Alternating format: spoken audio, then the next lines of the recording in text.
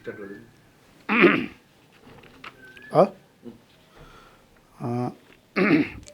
कोशी प्रदेश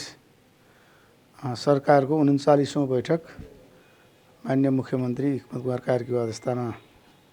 सम्पन्न भयो र बैठकमा संक्षिप्त सालभरिका बैठकहरू संक्षिप्त समीक्षा गरियो। समीक्षामा यो सालभरि 81 सालभरि 39वटा बैठक सम्पन्न भए। त्यसमध्ये 2वटा बैठक पूर्व मुख्यमन्त्री केदार कार्कीको अध्यक्षतामा, 37वटा बैठक वर्तमान मुख्यमन्त्री हिक्मत कुमार कार्कीको अध्यक्षतामा सम्पन्न भए, जसमा जम्मा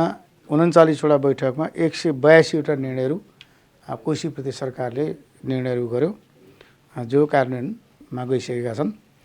र त्यस पछाडि अर्को प्रस्ताव भनेको सवारी साधन नवीकरण दस्तुर तथा करमा छुट दिने एउटा निर्णय गरेको छ। त्यो भनेको नेपाल सरकार र जापान सरकारको अनुदानमा सञ्चालित यो चन्द्रनहर इरिगेसनको डेभलपमेन्ट प्रोजेक्ट छ। त्यो प्रोजेक्टमा प्रयोग हुने सवारी साधनहरू जो प्रोजेक्टले प्रयोग गरिएको छ, त्यो चाहिँ नेपाल सरकार र जापान सरकारको बिचको सहमति बमोजिम छुट दिने निर्णय गरिएको छ। र कोशी प्रदेशभरिका सम्पूर्ण नापी कार्यालय र मालपोत कार्यालयहरूको भौतिक संरचना निर्माणका निम्ति 1,27,00,000 र 1,02,00,000 गरिकन 2,29,00,000 रकम बाँडफाँड गर्ने निर्णय गरिएको छ। खानेपानी सिँचाइ तथा ऊर्जा मन्त्रालयका सब इन्जिनियर योगेश गौतम, जो संयुक्त राज्य अमेरिकामा स्नातकोत्तर तहको अध्ययन गरिरहेका छन् र उहाँले आफ्नो अध्ययन पुरा गर्न अझ थप 2 वर्ष लाग्ने समय माग गर्नुभएकोले हुँदा उहाँलाई थप 2 वर्षको बेतलबी बिदा स्वीकृत गर्ने निर्णय गरिएको छ। र प्रदेश सरकार अन्तर्गतका सरकारी निकाय र कार्यालयहरू, स्थानीय तह र कोशी प्रदेशभित्रका सङ्घीय कार्यालय, बैंक वित्तीय संस्थाहरू, सहकारी संस्थाहरू, शिक्षण संस्थाहरू, विद्यालय विश्वविद्यालय, उद्योग प्रतिष्ठान र निजी क्षेत्र लगायतका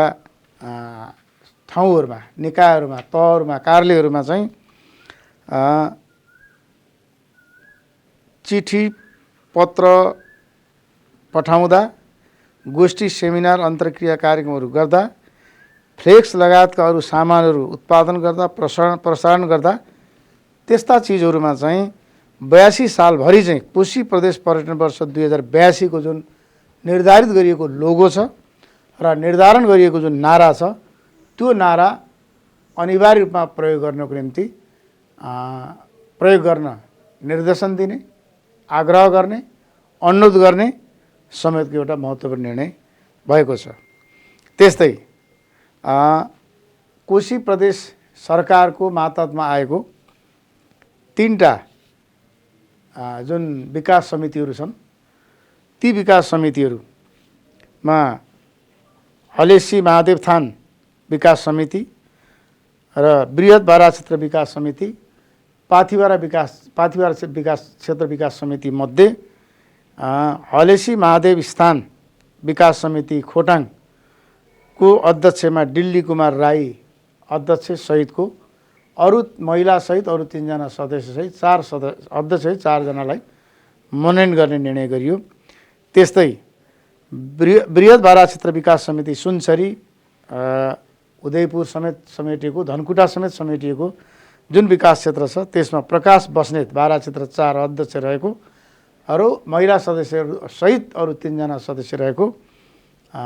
बृहत बारा क्षेत्र विकास समितिमा अध्यक्ष र सदस्यहरू